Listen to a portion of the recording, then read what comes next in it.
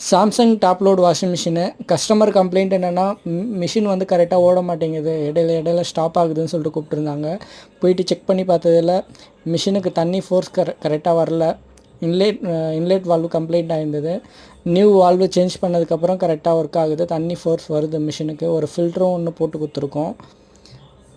சென்னையில் எதனா சர்வீஸ் வேணும்னா ஸ்க்ரீனில் தெரியிற நம்பர் கால் பண்ணுங்கள். சென்னையில் எங்கே இருந்தாலும் வீட்டுக்கே வந்து சர்வீஸ் பண்ணி கொடுப்போம்.